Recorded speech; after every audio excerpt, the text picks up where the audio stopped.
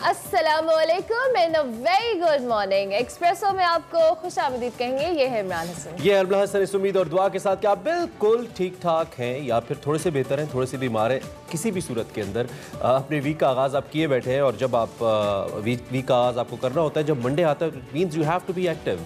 अगर आपकी तबीयत ठीक है या नहीं, इन दोनों सूरतों में सिर्फ एक ही चीज़ है जो आपको मोटिवेट कर सकती है, वो है आपके शॉर्ट टर्म गोल्स। जो आपने अगर तय किए नहीं हैं तो उनको तय कर लीजिए और उनकी अचीवमेंट के लिए, उनको हासिल करने के लिए आप आगे बढ़ते हैं। पाकिस्तान क्रिकेट टीम एक बड़े ज़बरदस्त गोल की जानिब आगे बढ़ रही है और वो है बांग्लादेश के अंदर बांग्लादेश को हराना, और न सिर्फ हराना बल्कि वाइट वॉश करना। आज तीसरा मैच है और काफ़ी चांसेस हैं कि हम वाइट वॉश करेंगे। और इस चांसेस पे और पहले तो मैचेस के हवाले से भी पाकिस्तान ने वो मैचेस जीते हैं। अब आगे टेस्ट सीरीज भी शुरू हो जाएगी इनके दरमियान, तो ये भी एक बड़ा इंटरेस्टिंग पहलू होने वाला है। लेकिन वाइट वॉश के लिए हम सब पूरी उम्मीद है कि जो पहले हम प्रैक्टिस मैच में देख रहे थे, जिस तरह से बांग्लादेश ने रिस्पॉन्स किया था कुछ एक झंडे वाले मामले पर, उसका जवाब दिया जाएगा ग्राउंड के अंदर और बेहतरीन अंदाज में दिया जाएगा। उसके साथ साथ जी क्रिकेट की बात तुम करिए, स्मॉग बहुत ज्यादा है और मुख्तसर क्रिकेट की बात। हाँ, चलिए स्मॉग की आगे डिटेल में कर लेंगे क्रिकेट की बात, आप फिक्र ना करें। I have something interesting to share about cricket. खैर आप स्मॉग के बारे में बताएं। ठीक हो जी, स्मॉग के हवाले से आपको बताएं तो स्मॉग बहुत ज़्यादा है, तो आपने एहतियात करनी है। और अभी भी पाकिस्तान, लाहौर की स्पेसिफिकली अगर हम बात करें, आलूदा तरीन शहरों में सर फहरिस्त है और इस हवाले से इंतज़ामिया क्या कर रही है, ये आज हम आगे जाके इंतज़ामिया से मीनवाइल लाहौर इज सेइंग कि मैं रात को दूसरे तीसरे नंबर पे आ गया था। वैसे ये बदलता रहता है, इंडेक्स बदलता रहता है। कलकत्ता और दिल्ली और लाहौर इस वक्त जो चल रहा है, करंट रैंकिंग चल रही है, लेकिन ये टॉप 4-5 सिटीज़ हैं जी। कलकत्ता, लाहौर, दिल्ली एंड कराची। कभी एक ऊपर कभी दूसरा नीचे, चंद पॉइंट्स का फ़र्क होता है। इस वक्त आलूदा तरीन ज़रों की तादाद रिपोर्टेडली कोई 188 के करीब जो इसका इंडेक्स है वो मौजूद है। Overall it has crossed already 400, जो कि दुनिया में सबसे ज़्यादा आलूदगी का बायस है। कल वैसे कुछ खबरें ये भी आ रही थी कि पहली शायद मसनूई बारिश भी बरसाई जा सकती है। खबरें आ रही थी, हम नॉट श्योर अभी तक किस हवाले से। मेरे पास ऑफिशियल अच्छा ओके, मेरे पास आप जस्ट सीन कहीं मेरी नज़र से गुजरा, तो ये अच्छा है। अब मुझे नहीं पता कि इसके रिपरकशंस क्या है। पता लगे कि ऊपर से आप केमिकल बरसाएं तो उस केमिकल से नीचे बच्चे बीमार होना शुरू हो जाए। तो ये तो अब मसाइल हमने जो 15-20 साल से हम इकट्ठे करते चले आ रहे हैं, उसके अब जो नताइज हैं वो सामने आ रहे हैं।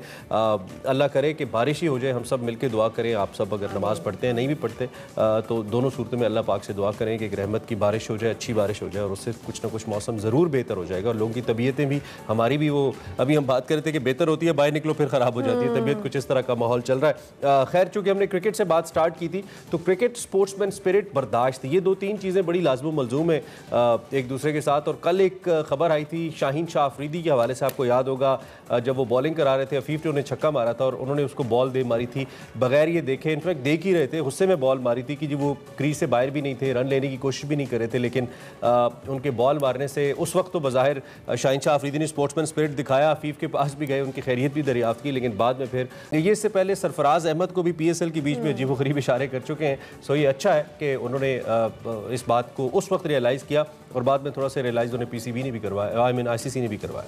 चलिए जनाब, इस पर और भी बात होगी, लेकिन आगाज़ में आपको बताएंगे आज की हेडलाइंस। मफरूर मुल्जिम का खिताब, हुकूमत और अपोजिशन में लफ्जी जंग उरूज पर। हुकूमत का सुप्रीम कोर्ट बार एसोसिएशन को गैर जानिबदार रहने का मशवरा। अवामी मसाइल पर ओपोजिशन बेहाल। PDM ने हुकूमत के खिलाफ आइंदा की हिकमत अमली के लिए स्टीयरिंग कमेटी का इजलास आज तलब कर लिया। हुकूमती इक़दामात गैर मौसर, जहरीली फिजा ने पंजाब में डेरे डाल लिए। लाहौर मुसलसल एक हफ्ते से आलूदा शहरों में सरे फहरिस्त। गैस के बाद पेट्रोल के बहरान का खदशा। पेट्रोलियम डीलर्स ने मुतालिबात की मंजूरी के लिए 25 नवंबर को पेट्रोल पंप्स बंद करने का ऐलान कर दिया। सेगमेंट निकले तेरी तलाश में बात करेंगे मुस्तनसर हुसैन तार साहब से उनकी किताब लाहौर से यारकत पर। जी, पावर बैक शो तो है, सेगमेंट्स भी हैं, कुछ क्रिकेट पे भी बात होगी, सियासत पे भी बात होगी, स्मॉग पे भी बात होगी, लेकिन बड़ी खबर में बात होगी सियासत की।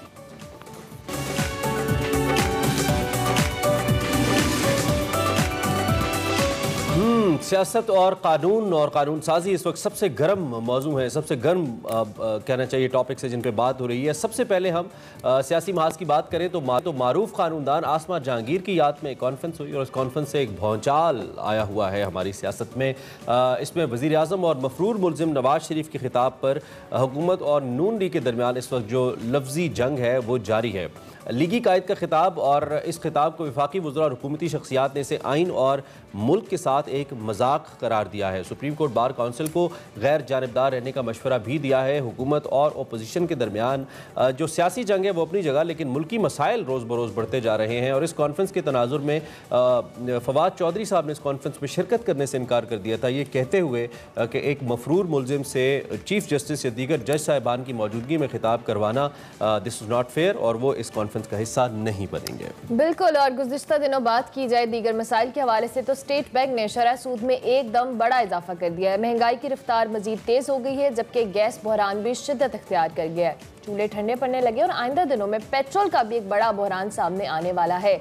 All Pakistan petrol pumps dealer association ने 25 नवंबर को मुल्क भर में पेट्रोल पंप्स बंद करने का ऐलान किया है, जबकि दूसरी जानिब बात करें चीनी और आटा माफियाज तो वो बेलगाम है। गुज़िश्ता रोज वज़ीर आज़म ने इंकशाफ किया कि लैंड माफिया 5,500 अरब की सरकारी ज़मीन पर काबिज है और इन तमाम मसाइल के बावजूद हुकूमत पर एतमाद है और माशी सूरत हाल हम सबके सामने। अपनी कारकर्दगी पर सारे वज़रा प्राइम मिनिस्टर समेत सब बहुत मुतमईन दिखाई देते हैं, लेकिन अपोजिशन एक बार फिर सड़कों पर आ चुकी है। गौ के अपोजिशन को मुसलसल नाकामी का सामना करना पड़ रहा है और पीडीएम के हमने हालात भी देखे, ताब इसके बावजूद मुख्तलिफ शहरों में एहतजाज किए जा रहे हैं और एक बार फिर हुकूमत को घर भेजने के दावे भी किए जा रहे हैं। बिल्कुल। और इस सिलसिले में आज इस्लामाबाद में पीडीएम की स्टीयरिंग कमेटी का इजलास मौलाना फजल रहमान की ज़ेर सदारत हो रहा है, जिसमें लाहौर से इस्लामाबाद की जानिब लॉन्ग मार्च की तारीख पर मुशावरत की जाएगी।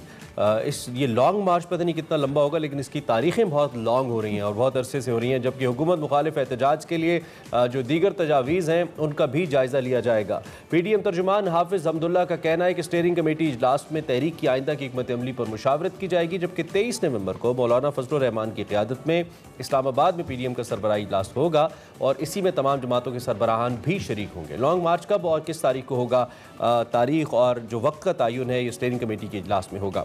इसी हवाले से हमने बात करनी है और हमें सीनियर सहाफ़ी और तजियाकार इम्तियाज़ गुल साहब भी ज्वाइन करें। इससे पहले कि हम उनसे बात स्टार्ट करें, कल रात को इनफैक्ट एक वीडियो आई और उस वीडियो का मुझे नहीं मालूम था, मैंने जब ट्रेंड देखा जाके ट्विटर के ऊपर तो वंस अगेन साकिब निसार साहब के हवाले से ट्रेंड्स चल रहे थे जो कि हमारे फॉर्मर चीफ जस्टिस हैं। तो then I got to know there is another audio tape जो कि इस वक्त आई है मंजर आम के ऊपर, जिसमें मुबैना तौर पर साकिब निसार साहब नवाज शरीफ साहब को ज़मानत न देने, मरियम साहिबा को ज़मानत न देने की किसी को हिदायत कर रहे हैं और उनसे डिस्कस कर रहे हैं और मुबैना तौर पर ये कह रहे हैं कि चूँकि इमरान खान को हमने पावर में लाना है इसलिए हमें ये करना पड़ेगा। तो ये भी इस वक्त बहुत बड़ी एक बहस है मीडिया और सोशल मीडिया के ऊपर कि क्या ये टेप असली है या नकली।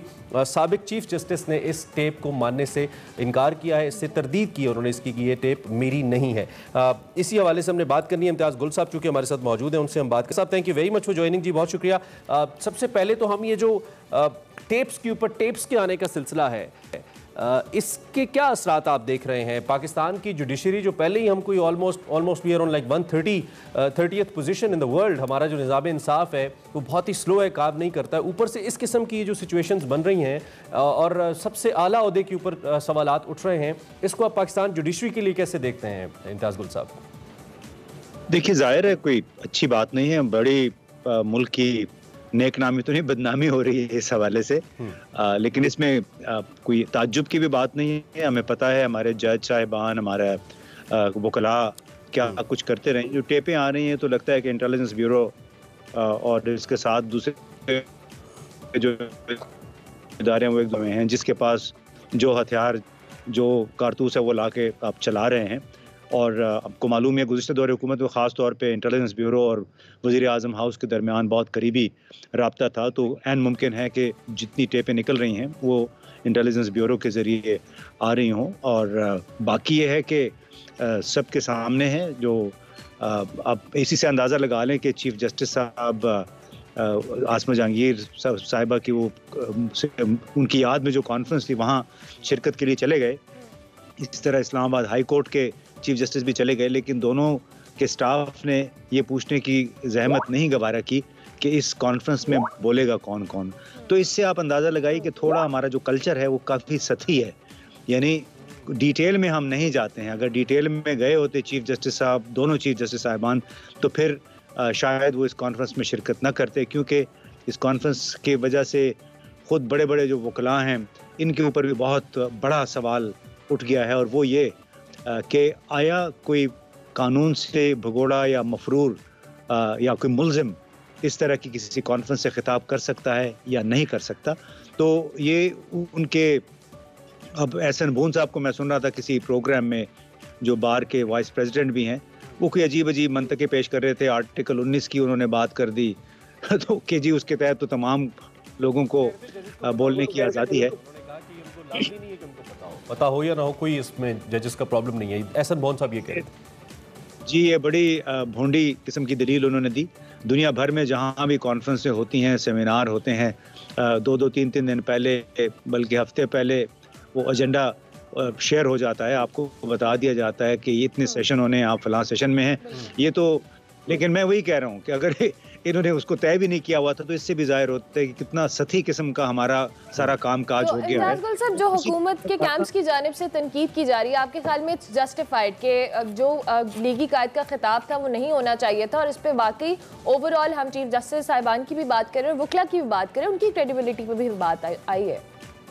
जी बिल्कुल आई है। मैं तो देखें, हुकूमत कहे ना कहे, ये तो मैं बहुत अरसे से खुद भी as a so called intellectual ये बात कर रहा हूँ। जब हमारे 2-3 एंकर्स हैं, बड़े टीवी चैनल्स हैं, वो बुलाया करते थे इसहाक डार साहब को, साबिक वज़ीर ख़ज़ाना, वो भी भगोड़े हैं। तो ये बहस मैंने कोशिश की थी कि इसको आगे चलाया जाए कि क्या कानून से भागा हुआ कोई शख्स, भले आप उस कानून से इत्तेफाक करें ना करें, लेकिन कानून वक्त, कानून मुल्क तो है इस मुल्क का, उसके तहत कोई अगर एक भगोड़ा है तो क्या उसको इस तरह पब्लिक फोरम देना जायज़ है या नहीं? यानी उसको सेमिनार में खिताब करवाना, ख़ास तौर पर जिसमें उस मुल्क की बड़ी अदालतों के चीफ जस्टिस साहिबान भी हों, या फिर टीवी स्टेशन पे। ये कॉन्फ्रेंस तो हो गई, अगर इन केस जैसे कि एहसन मोहन साहब कह रहे हैं कि जजेस को नहीं मालूम था कि इससे नवाज शरीफ साहब ने खिताब का, जाहिर लगता भी ऐसे ही है कि उनको नहीं मालूम होगा, तो खिताब तो उनकी मौजूदगी में लेकिन बहरहाल हो गया, तो इसके ऊपर मज़ीद आप समझते हैं क्या ये इतना बड़ा क्रेडिबिलिटी इशू है या कंसेंसस के हवाले से इतना बड़ा इशू है कि इसके बाद वहाँ पे मौजूद जो अहम शख्सियात जैसे कि चीफ जस्टिस ऑफ पाकिस्तान है, जो कि कानून की सबसे बड़ी कुर्सी पे विराजमान है पाकिस्तान में, उनको मजीद इसके ऊपर कुछ नोटिस लेना चाहिए, कुछ इंतज़ामिया के हवाले से या कोई रजिस्ट्रार की जानिब से कुछ स्टेटमेंट आनी चाहिए, कुछ इस पर मजीद होना चाहिए, या जो हो गया वो एज इट इज़ सेड महज इत्तफाकिया था और आगे बढ़ना चाहिए, कुछ ऐसा? उसको जिसमें वो कहते हैं ना, चौधरी शुजात हुसैन साहब कहा करते कि मिट्टी पाओ, तो वो मुझे लगता है इस पे भी मिट्टी डाल देंगे, क्योंकि देखें ये बुनियादी सवाल है कानून की हुक्मरानी के हवाले से, कानून के एहतराम के हवाले से, और पाकिस्तान बार काउंसिल के ये जो एक्टिविस्ट वकला हैं जो बड़े बड़े ओहदों पे बैठे हैं, ये इनकी जवाबदेही का मसला है। क्या है ये मुनासिब बात थी कि 2 चीफ जस्टिस साहिबान को उन्होंने बुलाया और साथ ही एक मफरूर साबिक वजीर आजम को? उनका ठीक है, अपना एक रुतबा है, उससे किसी को इनकार नहीं है। लेकिन one more question, last question इस हवाले से, वो ये कि ये जो वीडियोस का सिलसिला है मुबैना तौर पर, ये क्या इसको किसी जानिब आप जाता देखते हैं, या महज ये भी है कि हमारे पाकिस्तानी सियासत में एक सीज़न आता है ना, एक हवा चलती है, तूफान आता है, फिर गर्द बैठ जाती है, तो ये वीडियोस जो आ रही हैं, ये किसी बड़े तूफान का पेश खेमा तो नहीं है?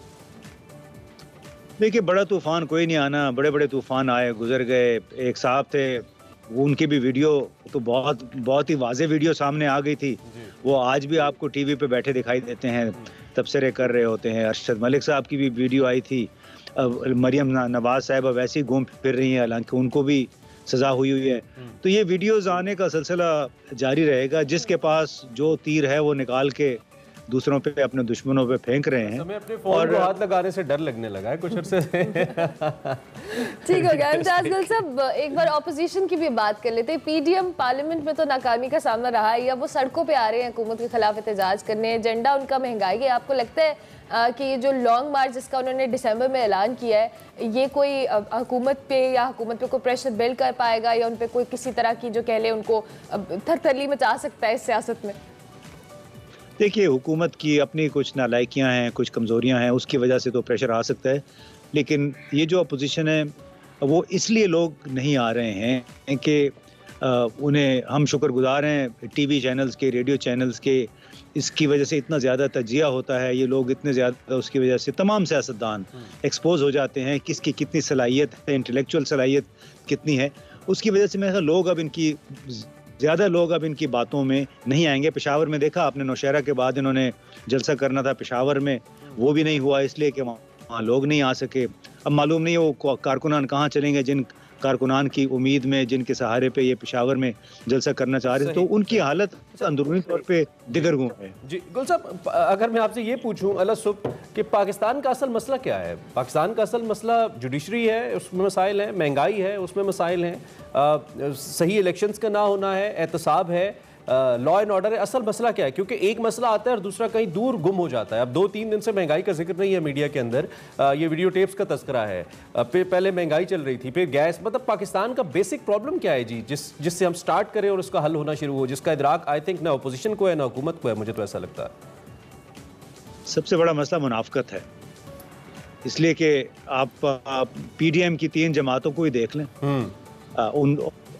उन आपस में एक दूसरे के बारे में क्या क्या बातें इन्होंने की हुई हैं, सड़कों पे खींचने की, मूंछें काटने की, पता नहीं क्या क्या, और उसके बाद ये इकट्ठे हो जाते हैं, लोगों को गुमराह करते हैं। मतलब PTI में भी कई ऐसे लोग हैं जिन्होंने दूसरी जमातों के बारे में बड़ी गलत बातें की हुई हैं। तो मेरा ख्याल है कि जो मुनाफकत है वो सबसे बड़ा मसला है, और बाकी बिलाशुबा आम लोगों के लिए किसी हद तक महंगाई एक मसला इस वक्त बना हुआ है। लेकिन दूसरी तरफ आपने ये भी देखा होगा, आप खुद भी तो शॉपिंग के लिए जाते होंगे, कि जहाँ पे आप दुकानें, स्टोर्स आपको भरे हुए नजर आए, लोग थैले लेके बाहर निकल रहे हैं। तो ये भी गौर करने की बात है कि क्या जगह नहीं मिलती है, सिनेमाज में टिकट्स नहीं मिलते हैं, गाड़ी बुक कराओ तो 8 महीने से पहले गाड़ी नहीं मिलती है, और दूसरी जानिब चीनी और आटा भी नहीं मिलता।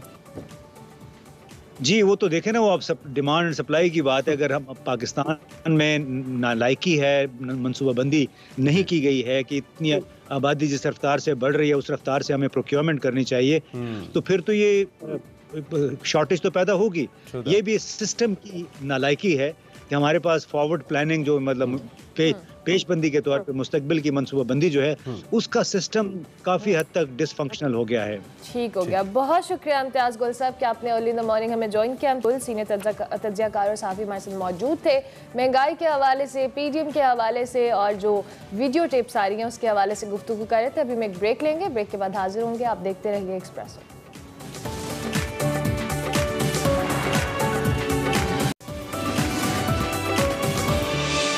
Welcome back to Expresso. अब बात करेंगे कुछ स्मॉग के हवाले से। तो पंजाब में फ़ज़ाई आलूदगी का जोर बरकरार है। बागों के और फूलों के शहर लाहौर की बात की जाए तो फ़ज़ाई आलूदगी के बायस जो बादल हैं वो छाए हुए हैं, और ये शहर फ़ज़ाई आलूदगी के हवाले से दुनिया में नंबर 1 बन गया है। दुनिया के आलूदा तरीन शहरों में बात की जाए तो भारत का दारुल-हुकूमत नई दिल्ली, जबकि दूसरे नंबर पर ढाका, तीसरे नंबर पर है।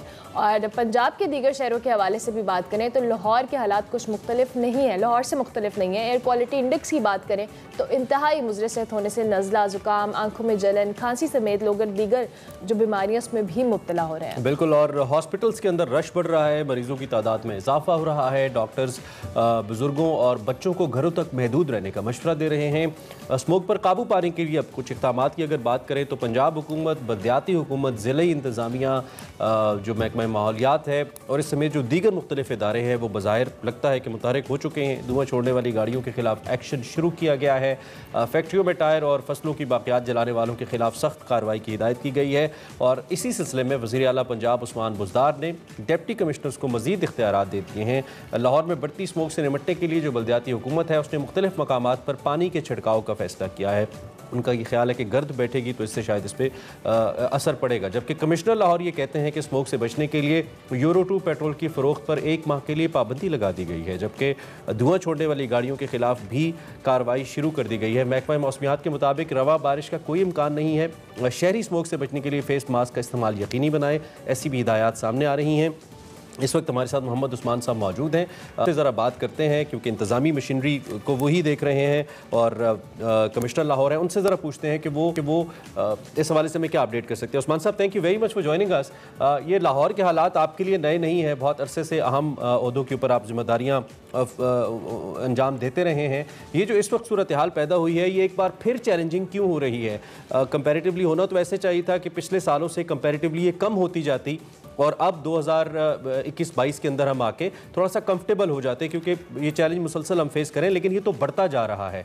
ज़रा आगाह कीजिए इस हवाले से, क्या किया हमने आज तक?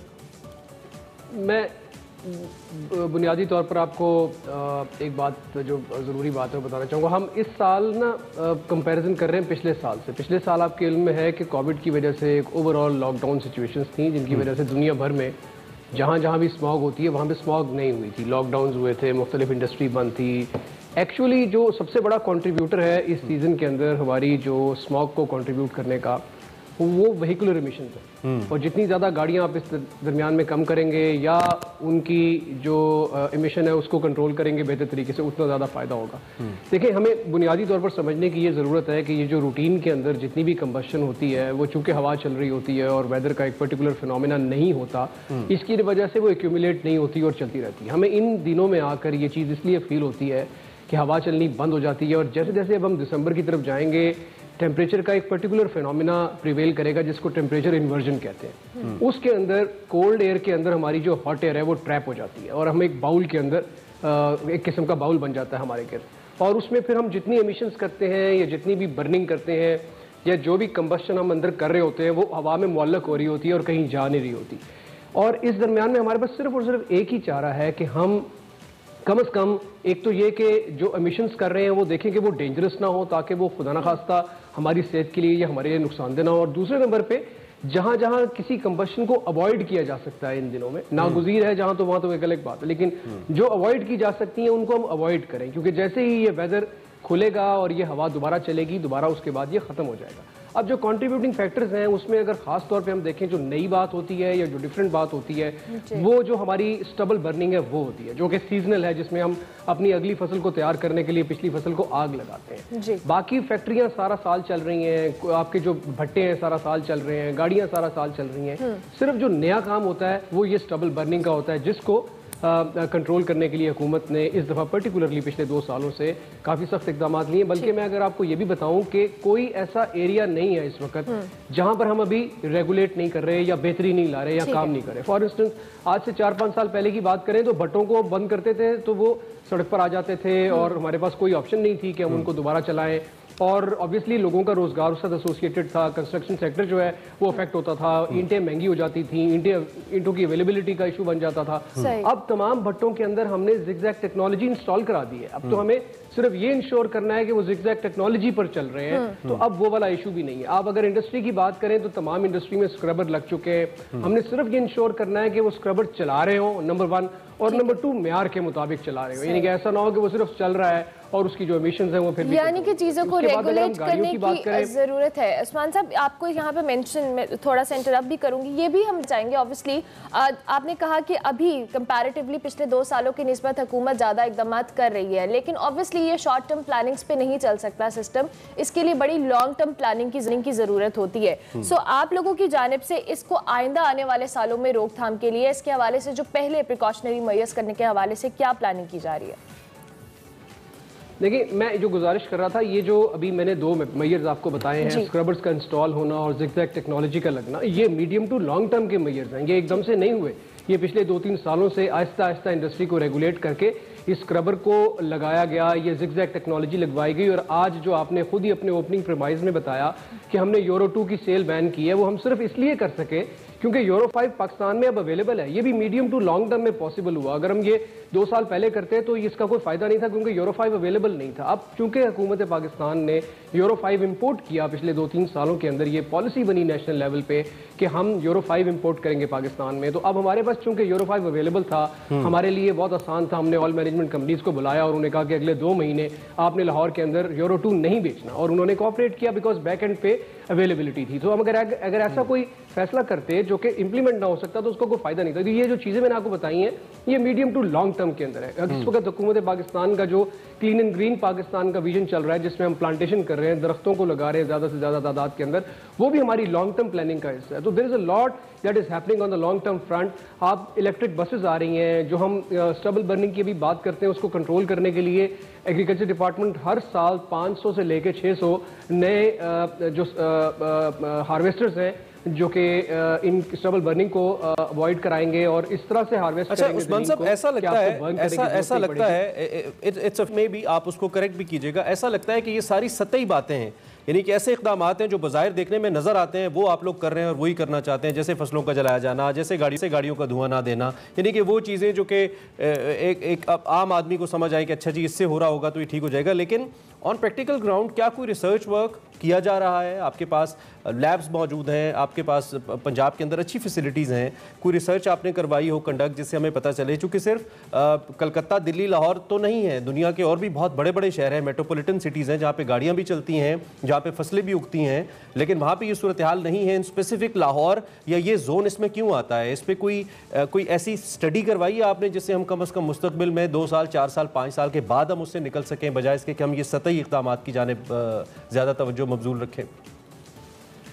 जी मैं बिल्कुल, आप बिल्कुल दुरुस्त कह रहे हैं। ये जितनी भी बातें हम अभी इस वक्त कर रहे हैं या जो हमारी फ्यूचर की प्लानिंग है, इसके सारे के सारे बैकएंड के ऊपर एक रिसर्च है जो कि ये बताती है कि कौन कौन सी ऐसी एमिशंस हैं जो ज़्यादा कंट्रीब्यूट करती हैं। अब हम अगर बात करें तो सबसे जो ज़्यादा बड़ा कंट्रीब्यूटर है वो व्हीकुलर एमिशंस है, यानी कि गाड़ियाँ हैं। और गाड़ियों में 2 चीज़ों का प्रॉब्लम है। एक प्रॉब्लम यह है कि वो फ्यूल क्वालिटी कौन सी यूज़ करते हैं, और दूसरा प्रॉब्लम यह है कि हमारी गाड़ियाँ अगर पुरानी हो जाए तो ऑब्वियसली उसका इंजन जो है वो अल्टीमेटली ख़राब हो जाता है। इन दोनों एंड्स के ऊपर काम हो रहा है। पब्लिक ट्रांसपोर्ट, और इसमें फिर जिस तरह मैंने पहले बताया कि इसमें जो बड़ा काम हो रहा है वो ये हो रहा है कि हमारा जो कानून था वो सिर्फ और सिर्फ पब्लिक ट्रांसपोर्ट को रेगुलेट करता था, प्राइवेट ट्रांसपोर्ट को रेगुलेट नहीं करता था।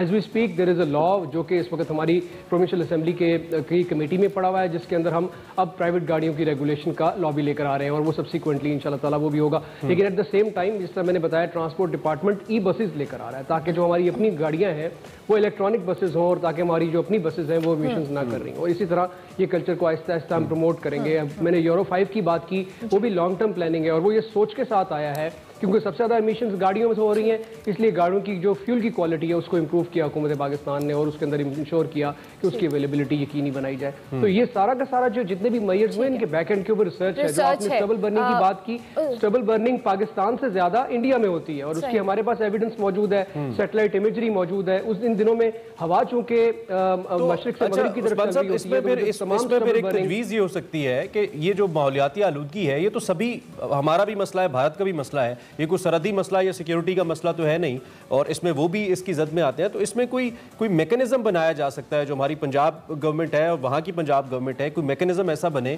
कि दोनों अतराफ से इस पर कोई कंबाइन पॉलिसी बने, चूँकि ये तो ग्लोबल मसला है ना, सब ममालिक का, और इंडिया पाकिस्तान दोनों का मसला है, तो इसके लिए भी तो कोई इनिशिएटिव लिया जाना चाहिए आई बिलीव, अगर इंडिया से भी ज़्यादा हो रहा है तो।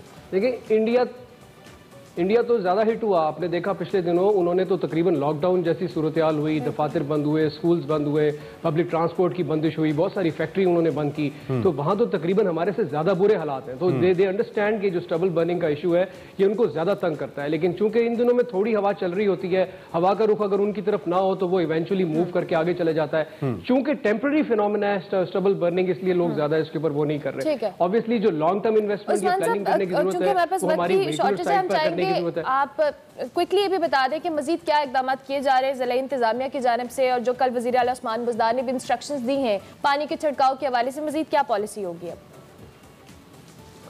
जी देखिए, पानी के हवाले, देखिए हम अब इस वक्त इस पॉलिसी पे चल रहे हैं कि अगले 1-2 माह के अंदर ऐसे तमाम मैयर्स जो किसी न किसी हवाले से हमारी आलूदगी को कम करने का बाइस बने, हम वो मैयर्स लें और उनको प्रैक्टिकल सतह पर न सिर्फ लें बल्कि उनको इंश्योर करें कि वो किए जा रहे हैं। अब हमने बात की कि स्क्रबर्स लग गए, अब स्क्रबर्स लग तो गए, लेकिन क्या हम उनको रेगुलरली चेक कर रहे हैं? So we have devised a mechanism in Lahore जहां हम हफ्ते में कम से कम एक दफा इंडस्ट्री में जाके ये जरूर चेक करेंगे कि उन्होंने स्क्रबर लगाया हुआ है और वो उसको चला रहे हैं। और ये सिंगुलर एक बंदा नहीं जाएगा, ये पूरी टीम जाती है जो जाके चेक करेगी, और किस दिन जाएगी वो सरप्राइज होगा। यानी कि अगर आज आप मंडे को चेक हुए हैं तो हो सकता है अगला जो आपका इंस्पेक्शन है वो मंडे को ना हो, वो ट्यूसडे को हो या थर्सडे को हो, ताकि इस एलिमेंट भी अचीव किया जाए। Wish you all the best. आपसे अपडेट्स हम लेते रहेंगे, एंड बहुत बड़ा चैलेंज है, लेकिन आई होप कि अगर सिंसियरली इसके ऊपर एफर्ट शुरू कर दी गई हैं तो वी बिलीव कि कोई चैलेंज भी विल से बड़ा नहीं होता स्टेट की, अगर हम रियासत के तौर पे इस पे काम करेंगे तो इंशाल्लाह हमें नताइज अच्छे होंगे। Wish you all the best. Thank you very much for joining us in espresso. Commissioner lawyer हमारे साथ मौजूद थे। अभी हम एक ब्रेक लेंगे, ब्रेक के बाद हाजिर होंगे। आप देखते रहिए Expresso. Welcome back to Expresso. अब हम आपकी मुलाकात करवाएंगे एक ऐसे पाकिस्तानी साइंसदान से जो दुनिया भर में अपनी सलाहियतों का लोहा मनवा रहे हैं। आज हमारे साथ वो मेहमान मौजूद हैं जो कई मुल्की और बैनुल-अक़वामी अवार्ड्स अपने नाम कर चुके हैं। उन्होंने जो एजाज़ अपने नाम किया है वो है मंस्टर टेक्नोलॉजिकल यूनिवर्सिटी की जानिब से हाईली साइटेड रिसर्चर्स 2021, जिसकी फहरिस्त में वो शामिल हुए हैं। और डॉक्टर मुबश्शिर जिस चीज़ में महारत रखते हैं वो है wireless networks, blockchain, cognitive radio networks और इसके साथ साथ स्मार्ट ग्रिड और सॉफ्टवेयर से तयशुदा जो नेटवर्क है उस पर काम करना है। बिल्कुल, उन्होंने 132 से ज़ायद मकाले अब तक लिखे हैं, जिनमें से 11 मोस्ट रेफर्ड जो मुख्तलिफ एसेज हैं वो भी शामिल है। इसके तहकीकी काम को बैनुल-अक़वामी सतह पर तस्लीम किया गया है और वो कई बेहतरीन पेपर अवार्ड्स के वसूल कुनिंदा भी हैं।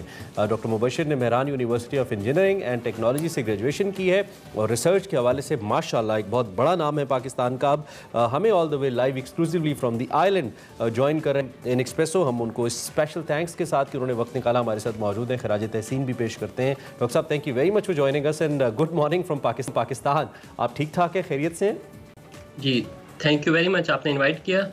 गुड मॉर्निंग तमाम लोगों को। आप रहिए sir, thank you very much. एक तो बहुत ज़्यादा मुबारकबाद आपको, माशाल्लाह वेल एक्नॉलेज रिसर्च जो आप कर रहे हैं और दुनिया उसको बड़ी कदर की निगाह से देख रही है। थोड़ा सा आसान अल्फाज में हमारे रिसर्च स्कॉलर्स के लिए भी और आम व्यूवर्स के लिए भी बताइएगा जो आपका फोकस है वो किस किस्म के काम पे है और किस तरीके से वो मुआविनत कर रहा है रिसर्च वर्क को, आपका जो काम है। जी, मेरा जो रिसर्च वर्क है वो कंप्यूटर साइंस के डोमेन के अंदर है और कंप्यूटर साइंस के अंदर काफ़ी सारी फील्ड्स हैं। उनमें ब्लॉकचेन है, वायरलेस नेटवर्क्स है, कम्युनिकेशन नेटवर्क्स है। मैं आपको एग्जांपल देके एक दो बता देता हूँ। एक तो ये कि हम ये यूज़ करते हैं डाटा सेंटर नेटवर्क्स, यानी जितनी भी लाइव स्ट्रीमिंग हम कर रहे होते हैं, हम यूट्यूब यूज़ करते हैं, फेसबुक यूज़ करते हैं, इसमें हम डाटा स्टोर कर रहे होते हैं। आप देखते हैं कि टेराबाइट्स के हिसाब से हर बंदा डाटा स्टोर कर रहा है, तो ये डाटा सेंटर्स में जाके स्टोर होता है। और वो डाटा सेंटर्स अगर आप देखें तो फुटबॉल की जो स्टेडियम है उससे बड़े बड़े होते हैं, वहाँ पे हज़ारों लाखों की तादाद में कंप्यूटर्स मौजूद होते हैं। अब उस डाटा को कैसे स्टोर किया जाए, उसको कैसे इफेक्टिवली जो यूज़र तक पहुँचाया जाए टाइमली, और उसकी रिलायबिलिटी को कैसे मेनटेन किया जाए, एक मेरा ये टॉपिक है। दूसरा जो टॉपिक है वो कॉग्निटिव रेडियो नेटवर्क्स है। कॉग्निटिव रेडियो नेटवर्क्स ऐसे इंटेलिजेंट नेटवर्क्स होते हैं जो कि जिनके अंदर मस्नूई ज़हानत, आर्टिफिशियल इंटेलिजेंस और वो इन्वायरमेंट से इंटरेक्ट करके अपने ट्रांसमिशन और रिसेप्शन पैरामीटर्स को चेंज करते हैं। जैसे आपका मोबाइल फ़ोन है, जब आप किसी बेसमेंट में जाते हैं तो उसका सिग्नल ड्रॉप होना शुरू हो जाता है, तो वो इंटेलिजेंट नहीं होता। तो अब इस मोबाइल फ़ोन को कैसे इंटेलिजेंट बनाया जाए कि वो ये जज कर ले कि अब मेरा सिग्नल फेड हो रहा है और अब मैंने अपने ट्रांसमिशन और रिसेप्शन पैरामीटर्स को इंप्रूव करते हुए कॉल को ड्रॉप नहीं होने देना। ठीक हो गया, ठीक हो गया। डॉक्टर साहब, जिस तरह से अभी आपने कहा कि जिस डोमेन में आप काम कर रहे हैं, ऑब्वियसली उसका दुनिया भर में बहुत ज़्यादा एक्नॉलेजमेंट भी है, उसको सराहा भी जाता है। अब अगर हम ओवरऑल बात करें, मज़ीद इसके हवाले से क्या रिसर्चेस की जा रही हैं और आपका मज़ीद टारगेट क्या है कि जिन डिपार्टमेंट्स को आप केटर करें उसमें मज़ीद क्या डेवलपमेंट्स है जिनको केटर किया जा सकता है? जी देखें, एक जो रिसर्चर होता है वो तो state of the art topic पे रिसर्च कर रहा होता है, और अभी जिन टॉपिक्स में मैं रिसर्च कर रहा हूँ वो स्टेट ऑफ द आर्ट ही हैं। इसमें ब्लॉकचेन भी है, सॉफ्टवेयर डिफाइंड नेटवर्क्स भी है, आर्टिफिशियल इंटेलिजेंस भी है, ये सारे एरियाज़ हैं। तो इसमें काफ़ी सारे इश्यूज़ होते हैं, टेक्निकल इश्यूज़ होते हैं जिनको हम डील कर रहे होते हैं।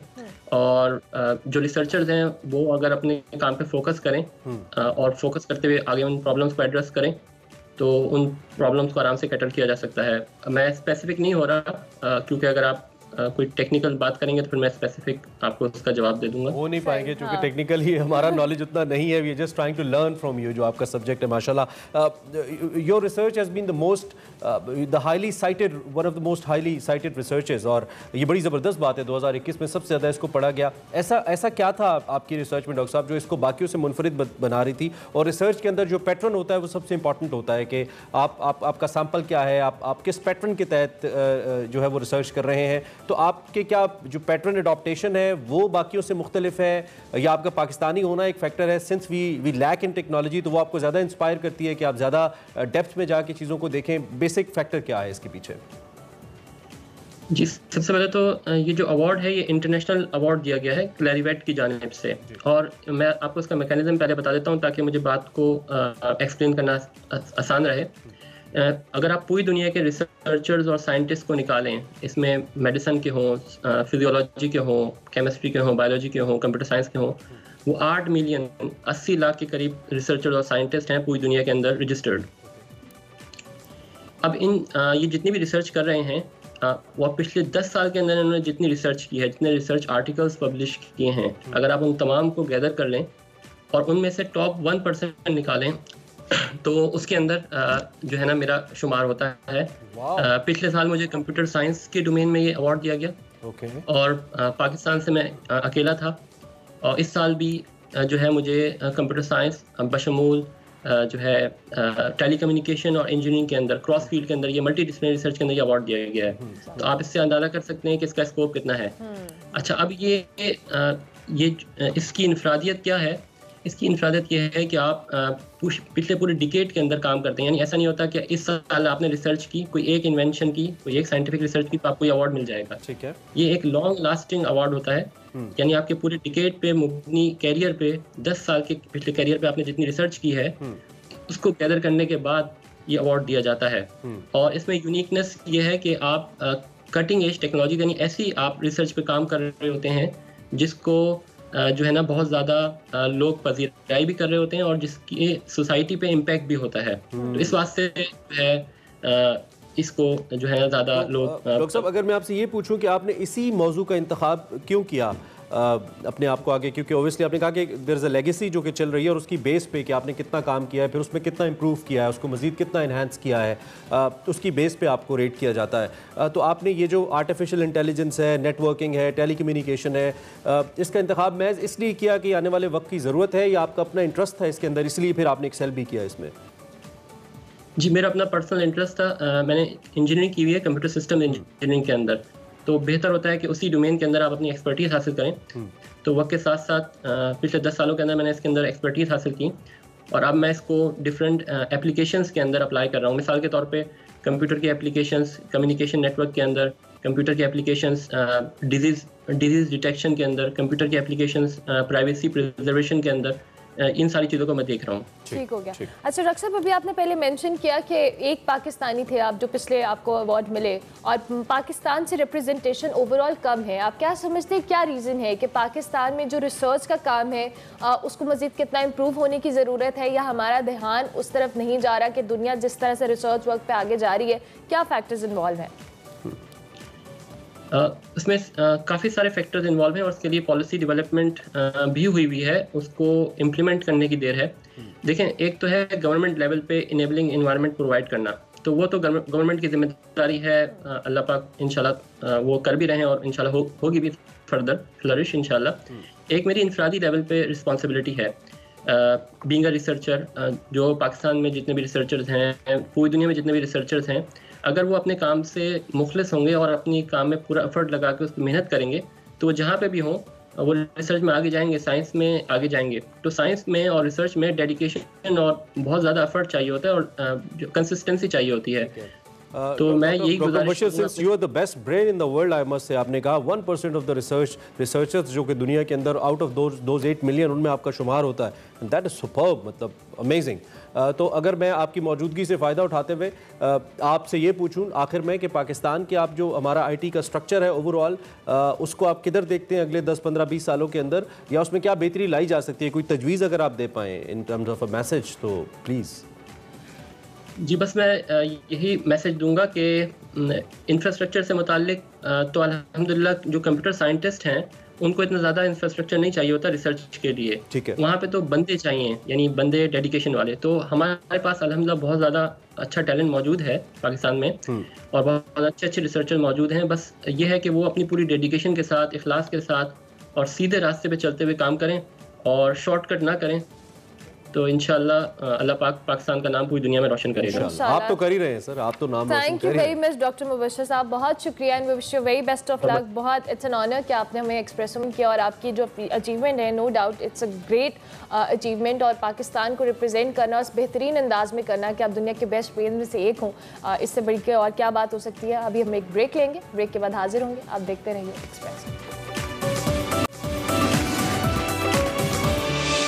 Welcome back to Expresso. अब बात करेंगे कराची के हवाले से। तो कराची कहा जाता है कि पाकिस्तान का माशी हब है और इसमें बहुत इंपॉर्टेंट रोल भी प्ले करता है, लेकिन गुज़श्ता कई बरसों की बात करें तो बहुत सारे मसाइल हैं और आए रोज़ आतिशज़दगी के जो वाक़यात हैं उससे ताजर और कारोबारी तबके पर शदीद वो परेशानी से दो चार है। कई वाक़यात में ये कारोबारी तबका ज़िंदगी भर की जमा पूंजी से महरूम हो जाता है, बल्कि कई कीमती जानों का ज़िया भी होता है। हालिया वाक़े की बात करें तो गुज़श्ता इतवार को कराची की सदर कोऑपरेटिव मार्केट में आग लगने से ग्राउंड फ्लोर पर तकरीबन 400 से ज़ायद दुकानें जो हैं वो जलकर खाकसार हो गई, जिससे ताजरों को अरबों रुपए का नुकसान बिल्कुल कई अरबों का कहा जा रहा है और ये बहुत ही अफसोसनाक वाक़या था। इसी वाक़े पर हमारे पास इस वक्त शेख मोहम्मद फ़िरोज़ साहब मौजूद हैं जो कि सदर हैं इस मार्केट के। उनसे ज़रा पूछते हैं, सिंध हुकूमत ने इस हवाले से तहकीकात भी करवाने का किया और जो कोऑपरेटिव महकमा कोऑपरेटिव सिंध है उसने नोटिफिकेशन भी जारी कर दिया है, ताहम क्या ये ताजर बरादरी इससे मुतमईन है? अब तक जो प्रोसीजर हुआ है उसी हवाले से बात करते हैं। शेख साहब थैंक यू वेरी मच। और फॉर्मल एक आपसे अफसोस भी है सारे वाक़े का जो हुआ, इंतहाई अफसोसनाक वाक़या है। अब तक इस पर क्या डेवलपमेंट हुई है? कुछ लोग कहते हैं शॉर्ट सर्किट से हुआ है, कुछ लोग कह रहे थे आग लगाई गई है। अब तक तहकीकात कितनी हुई है और जितना प्रोसीजर हुआ है आप उससे मुतमईन हैं?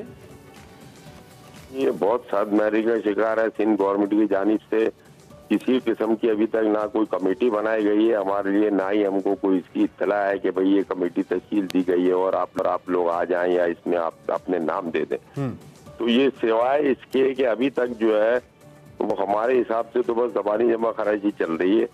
जो थोड़ा बहुत इसके अंदर हमें यकीन दहानी कराई है या अमली तौर के ऊपर, तो वो MP खुर्रम शेर जमान साहब है और इसके MNA सदर के इलाके के जो अफ्ताब सिद्दीकी साहब, उन्होंने कल अपने बंदे भी भेजे थे सफाई वगैरह कराने के लिए। तो मस्जिद में हमने कोई सफाई वगैरह शुरू कराई। तो फिर उसके तो ये तो दोनों जो खुर्रम शेर जमान साहब हैं तो तहरीक इंसाफ से हैं, तो इसका मतलब ये है कि ये मामला भी कहीं सियासत की नज़र तो नहीं हो रहा कि तहरीक इंसाफ इसमें आगे आ रही है तो सिंध गवर्नमेंट आपको सपोर्ट नहीं कर रही है, हालांकि इंतजामी मशीनरी तो सिंध गवर्नमेंट के अंडर है। देखिए बात यह है कि अब हमने तो इन्हें नहीं बुलाया, ना हमने किसी सियासी लीडर को बुलाया है कि भाई आप आए और हमारे साथ बैठे या हमारे साथ ताउन करें। हम तो पहले दिन ही सिंध गवर्नमेंट से ही रिक्वेस्ट कर रहे हैं। मिनिस्टर कॉर्पोरेशन जो है ग्रामुल्लाह दारिजो साहब, उनसे भी बुध के दिन मुलाकात की थी। उनसे कहा था कि आप मेहरबानी करें भाई, आप मिनिस्टर हैं हमारी कॉर्पोरेशन के, इसके उन्होंने क्या कहा? कोऑपरेटिव मार्केट है। उन्होंने कहा जी ठीक है, CM साहब इस्लामाबाद गए हैं और जैसे ही वो वापस आते हैं मैं उनसे बात करता हूँ। तो बहरहाल अभी तक उनकी तरफ से भी कोई रिपोर्ट नहीं है, ना हमारे पास कोई इत्तला है कि आया उन्होंने बात की नहीं की, क्या हुआ हमें कोई इत्तला नहीं है, ना हमें बुलाया। उन्होंने कहा था मैं आपको बुलाऊंगा कि 1 दिन के बाद और फिर आपसे बुला के बात करूंगा, लेकिन अभी तक ऐसा कुछ भी नहीं हुआ। ठीक हो गया। फिरोज साहब, कमिश्नर कराची कहते हैं कि 300 दुकानें जली हैं, जबकि दीगर जो दुकानदारों हैं उनका दावा है कि 400 से ज्यादा दुकानें जो हैं वो जलकर खाकसार हुई हैं। हम जरूर ओवरऑल आपसे आइडिया लेना चाहेंगे कितना डैमेज हुआ है जो एक कॉन्फ्लिक्ट आ रहा है स्टेटमेंट्स में। देखिए जी, कमिश्नर कराची वो इत्तेफाक है पहले दिन आए थे जिस दिन आग लगी थी, और आग लगी थी तकरीबन को 5:45 बजे। वो आए मेरा ख्याल में को 7 साढ़े 7 बजे। उस वक्त मुश्किल से वो 30-35 दुकानें जली होंगी, वो वही देख के बाहर से ही चले गए।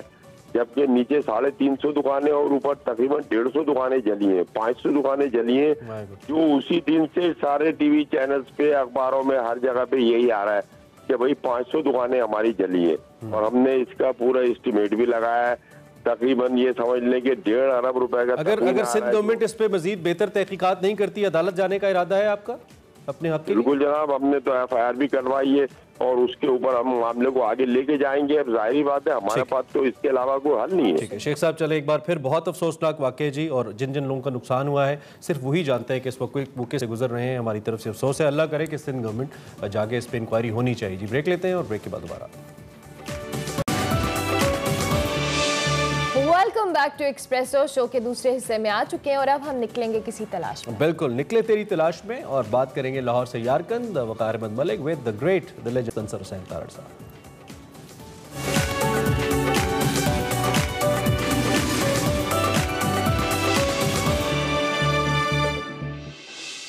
अस्सलाम वालेकुम, मैं हूं वकार अहमद मलिक और आप देख रहे हैं निकले तेरी तलाश में। निकले तेरी तलाश में ताहिर साहब के साथ जो हमारी गुफ्तगू का सिलसिला है वो लाहौर से यारकंद जो उनका सफ़रनामा है उसके हवाले से जारी है। क्या ही खूबसूरत सफ़रनामा है और इसकी जो गुज़श्ता एक साथ थी उसमें मुख्तलिफ़ मौज़ूआत पर बात हुई। सिंकियांग मेडिकल यूनिवर्सिटी जिस तरह ताहिर साहब गए और सिंकियांग यूनिवर्सिटी गए उसके हवाले से बात हुई थी। कन्फ्यूशियस के हवाले से बहुत ही तफसील से ताहिर साहब ने जिक्र किया। फिर उइगुर की जो खुराकें हैं और सेंट्रलेशंस जो खुराकें हैं उनके हवाले से काफ़ी तवील जिक्र हुआ। तरबूज़ों के हवाले से और अंगूरों के हवाले से हुआ और ताड़ों की एक बारात जो है वो कैसे घर के दरिया हो गई सिर्फ एक तरबूज़ के पीछे। वो एक दिलचस्प हिकायत थी जो ताड़ साहब ने बयान की। उसी हवाले से जो लाहौर से यारकंद जो किताब है इसी हवाले से गुफ्तगू का ताड़ साहब से सिलसिला जारी रखते हैं। और ताड़ साहब, आपने एक कुरान के कदीमी नुस्खे के हवाले से बड़ी खूबसूरत और बड़ी उसमें एक बड़ी तफसील से आपने लिखा है, बड़े खूबसूरत बाब है और वो एक कदीम कलमी नुस्खा है जो आपने देखा कुरान का और जो वहाँ के अब्दुल खालिक साहब थे कोई उन्होंने आपको दिखाया था। उसके आखिर में फ़ारसी में लिखा था जो कि बड़ी दिलचस्प एक इबारत है कि अहमद अली अलसहार नफूर के दर अकलीम हिंद, अगरचे और आगे लिखा हुआ है कि अगरचे साहिफ़ मकतूबा लाहौर व कश्मीर दर इतराफ़ आलम। तो इसके बारे में कुछ बताइए। अच्छा, वो उसमें थोड़ा सा ये भी इंटरनेशनल बाज़ार के साथ जो एक इमारत थी जहाँ पे हैंडीक्राफ्ट थी और वहाँ पे मुझे खुशी भी इस बात पे हुई कि हैंडीक्राफ्ट में से भी बेशतर पाकिस्तानी हैंडीक्राफ्ट, ज़बरदस्त, ख़ास तौर पे लकड़ी की। और हमारे यहाँ जो मार्बल पाया जाता है स्वात में जी, उसकी मुख्तलिफ प्रोडक्ट्स। तो एक जगह वो एंटीक्स की दुकान थी तो मैंने देखा कि कोई नुस्खा है कुरान पाक का दूर से, तो मैंने कहा इसको ज़रा दिखाइए।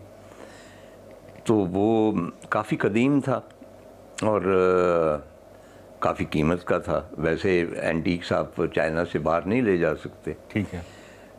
तो उसमें मैं थोड़ा सा एक बैकग्राउंड के मेरी बेगम के जो वालिद थे जी, बोला वो मौलाना अहमद अली जो हैं शेरा मालिक जी, उनके वो थे, आप कह लें कि असिस्टेंट कह लें या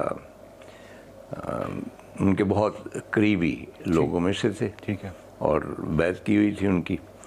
और मेरी बेगम ने भी कुरान पाक जो है उनकी बेगम से सीखा है और बेजी उनको कहते थे।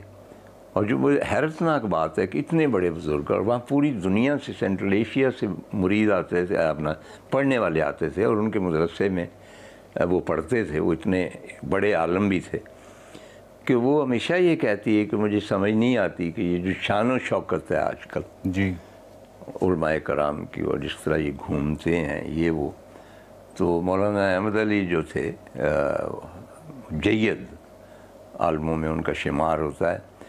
तो उनका घर में कुछ भी नहीं होता था, बस कुछ सब्ज़ी वगैरह या दाल वो पका लेते थे बेजी। और पढ़े लिखे ख़ानदान की तरफ से था उनका। उनके एक भाई डॉक्टर भी थे, सारा कुछ है, लेकिन ज़मीन पे चौकी रख के खुद ही खाना पकाना और मौलाना ने आना है वहाँ पे घर में और जो भी पका हुआ है। दूसरा, वो तोहफ़ा कबूल नहीं करते थे किसी के घर का। अच्छा। कि ये नहीं है कि भाई कहीं से आ गया तो वो जो सिंपल लाइफ थी ना उनकी, तो मेरी बेगम यही कहती कि सादा ज़िंदगी कहाँ गई। सही। तो ये एक लंबा सब्जेक्ट है। तो मेरी बेगम ने उनसे मौलाना अहमद अली शेरावाला में उनकी था मदरसा पुराना था, उसको दोबारा मस्जिद बन गई। ठीक है। उनसे कुरान पाक पढ़ा। अब उसको याद तो नहीं है, लेकिन अगर कोई भी आयत अगर पढ़ी जाए तो उसके आगे वो टोट आगे ना दरासी आगे। तो वो कुरान जो था उसमें दो चीज़ें थी। एक तो जब उसने खोला जी, तो उसने दुपट्टा दुरुस्त करके तो पढ़ना शुरू कर दिया। जब पढ़ना शुरू किया तो वो दुकानदार जो था इगोर था। अच्छा। वो आया और वकार इस तरह मुअद्दब होके खड़ा हो गया कि जैसे मतलब कुछ तिलावत हो रही हो, बहुत बड़ा आलम फाजिल कर रहा है। तो उसने थोड़ा सा पढ़ा और उसके बाद देखा तो उसने पूछा कि आप हाफिज़ हैं? तो इसने कहा नहीं, मुझे सिर्फ अरबी पढ़नी आती, तो मैं हाफिज़ा नहीं हूँ। तो एक तो बहुत बड़ा एडवांटेज हमें ये हुआ कि हम जहाँ भी जाते थे तो वो मुना जो है हर घर में कुरान पाक होता था। वो अगर खुला हुआ है तो वो उनको पढ़ के सुनाती थी और बड़े एहतराम से सुन, क्योंकि वहाँ पे अरबी उस तरह नहीं पढ़ी जाती। ठीक है। वो जो आपने कहा है उस कुरान पाक में जो मैंने उर्मची में देखा, उसकी बैक पे ये इबारत लिखी हुई। ठीक है। और मेरा ये ख्याल है, बल्कि मेरा आलमोस्ट यकीन है कि वो मौलाना अहमद अली के बारे में जो लिखा हुआ था वो कुरान पाक ज़्यादा पुराना था, लेकिन जो भी शख्स आखिरी था जिसके पास वो था, उसने वो रेफरेंस मौलाना अहमद अली का दिया हुआ था, लाहौरी का। वो अहमद अली लाहौरी इसीलिए कहलाते थे क्योंकि बाकी सेंट्रल एशिया से, अफ़गानिस्तान से आते थे लोग उनके, तो उनको लाहौर के हवाले से पहचाना जाता था।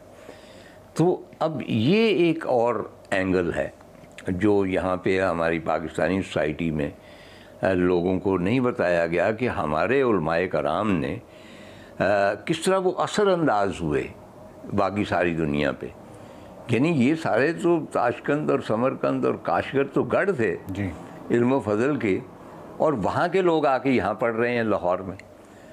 तो इसके ऊपर मैंने कहीं भी कोई डिटेल मतलब के मकाला वगैरह नहीं पढ़ा। डॉक्टर साहब, जिस तरह आपने ये पूरा पस मंज़र बताया है उससे तो यही गुमान होता है, बल्कि यकीन होता है कि क्योंकि जो आपने बताया कि अहमद अली जो थे वो बहुत ही जय्यद आलम थे, मशहूर आलम थे, और दूसरी तरफ ये लाहौर का भी इस इबारत में जिक्र है, तो यकीनन ये इशारा उन्हीं की तरफ होगा, उन्हीं का जिक्र है, और ये बड़ी कमाल और ख़ूबसूरत बात है। डॉक्टर साहब, ये बताइए कि आपने वहाँ पर हेवनली लेक का एक जिक्र किया है कि बहुत ही एक बड़ी झील थी, और उसके किनारे पे आपको जो खाने दिए गए युर्त में वो जो खैमे चंगेज़ खान वाले, वो बहुत ही आपने तफसील से जिक्र किया, और वो स्पेशली जो खानों का जिक्र किया है तो वो कोई कमाली खाने थे और बहुत ही एक मुख्तलिफ ही आपकी वो दावत की गई। उस दस्तरखान के बारे में और उस झील के बारे में थोड़ा सा बताइए। जो है उर्मची जी, उससे कोई 1.5-2 घंटे के फासले पर हेवनली लेक, ये उनकी फेवरेट स्पॉट। बहुत खूबसूरत लेक है, एक दिल पहाड़ है और बहुत बड़ी लेक। ठीक, उसको हम कंपेयर नहीं कर सकते पाकिस्तान में। पाकिस्तान में ज़रा मिनिएचर नाजुक सी लेक्स हैं, वो जो होता है ना बहुत बड़ा पार्ट और दूसरा किनारा कम दिखाई था, वो नहीं है। तो ये उनकी फेवरेट है, हेवनली लेक उसको कहते हैं, और उसकी एंट्री बड़ी ज़बरदस्त है, और वहाँ पे म्यूज़ियम है कि इस लेक के इर्द गिर्द कौन से जानवर पाए जाते हैं, उनकी जबिलत क्या है, वगैरह वगैरह। क्योंकि चाइनीज़ आप जहाँ भी जाएँ ना जी, पहले आपको एजुकेट करते हैं कि अगर आप लाहौर के शाही किले में जा रहे हैं, आपको पता होना चाहिए कि इसका मतलब इसको किस किस ने बनाया, यहाँ कौन कौन आया, कौन गया, बिल्कुल, इसका ईंट रोड़ा कहाँ से आया, इसका सामान किसने वगैरह वगैरह। जहाँ भी हिस्टोरिकल जगह जाएंगे आपको पहले वहाँ पे एजुकेट किया जाएगा, यानी या तो कोई बोर्ड होगा बहुत तफसीली, या कोई शख्स होगा जो आपको इन्फॉर्मेशन देगा। चुनांचे हेवनली लेक के बारे में भी तो आपका, तो चूँकि हम ज़रा सरकारी मेहमान थे तो हमारे ऑनर में वहाँ पे युर्स, वो पुराने चंगेज़ खान वाले होते हैं, उसके अंदर दावत का एहतमाम था,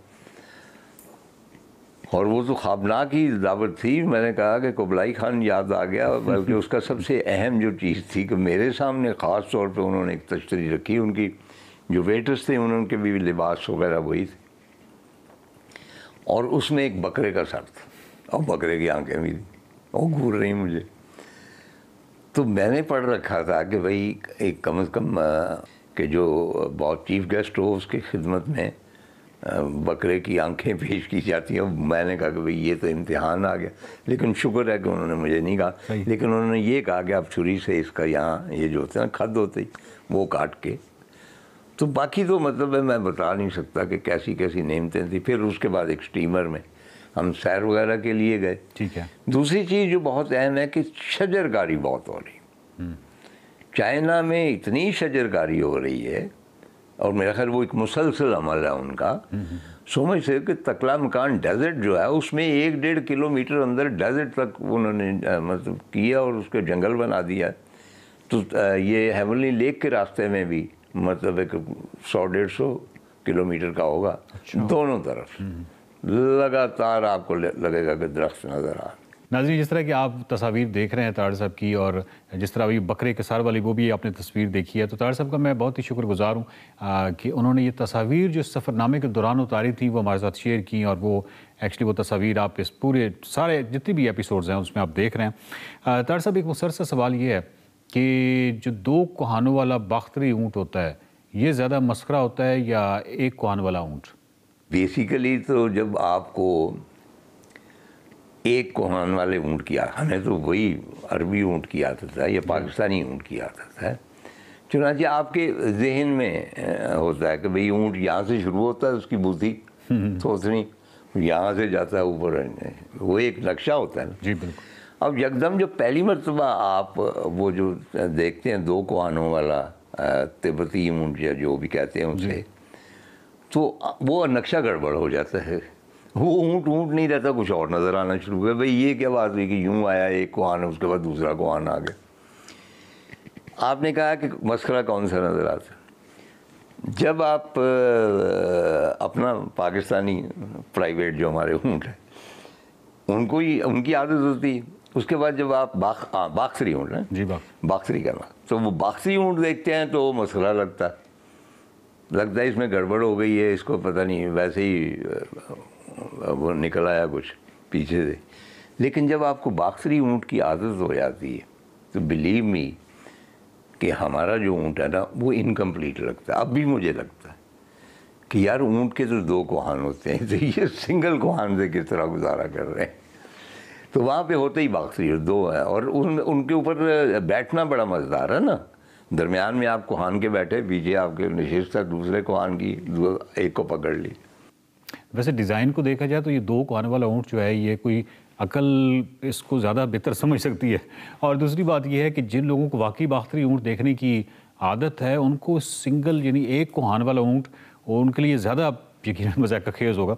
बहरहाल, तार साहब से आपने गुफ्तगू सुनी इस एपिसोड के अंदर, बहुत ही खूबसूरत गुफ्तगू रही। एक तो वो हेवनली लेक की वो कमाल है, और उसके बाद जो दस्तरखान और उस पर जो खाने थे अनवाव इकसाम के, और इस पूरी किस्त में जो मेरे लिए सबसे खूबसूरत चीज़ थी वो कुरान का जो कदीम जो एक कलमी नुस्खा था, और जिसके ऊपर वो एक इबारत थी जिसमें मौलाना अहमद अली और लाहौर का जिक्र है, और ये तमाम जो खुशबू है लाहौर की, और लाहौर की जो तालीमात यहाँ पे जितने जय्यद आलम रहे हैं उनकी जो इल्म की खुशबू है, वो देखिए कि कितनी दूर दूर तक फैली है। तो तार साहब से गुफ्तगू का सिलसिला जारी है, और अगली किस्त में मज़ीद उनसे सवालात पूछेंगे, और बड़ी दिलचस्प सवालात हैं लाहौर से यारकंद के हवाले से। देखते रहिए निकले तेरी तलाश में।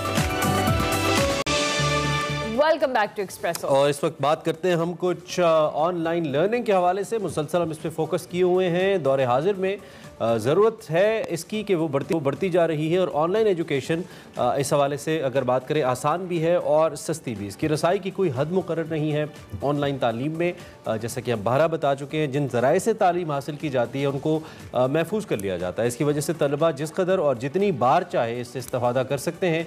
मगर एक अहम सवाल ये है कि ऑनलाइन लर्निंग को दरपेश मसाइल क्या हैं, क्योंकि पाकिस्तान में load shedding is a big problem. उसके अलावा इंटरनेट, जैसे कि आज भी रिपोर्ट हो रहा था कि कराची में कुछ इंटरनेट के इशूज़ चल रहे हैं। इसके अलावा और मज़ीद कौन से मसाइल हैं? ऑनलाइन एजुकेशन क्या जो रिवायती तरीक़ा तालीम है इसके मुकाबले में ज़्यादा पुरअसर है या नहीं है? इसी पे हमने बात करेंगे। इसी पे बात करेंगे। हमारे साथ मौजूद है साज़वान, जो कि फाउंडर हैं सबक के। उनको हम खुशामदीद भी कहेंगे। बहुत शुक्रिया आपका कि आपने अर्ली इन द मॉर्निंग में ज्वाइन किया। हम ई लर्निंग के हवाले से बहुत अरसे से बात भी कर रहे हैं, और हमने कोविड के दिनों में ऑब्वियसली देखा था कि यही हमारे लिए एक सरप्राइज़ था कि हमें कोविड के दौरान अपने बच्चों को ऑनलाइन लर्निंग की तरफ लाना पड़ा। इससे पहले हमारी को खातिर खा तवज्जो नहीं थी अनटिल अनलेस जब हमारे सर पे नहीं आई। सो बेसिकली हम जो इन चैलेंजेस जिनको डिस्कस करते हैं, स्पेसिफिकली अगर हम पाकिस्तान की बात करें, व्हाट डू यू थिंक कि कौन कौन से चैलेंजेस हैं ई लर्निंग को लेकर?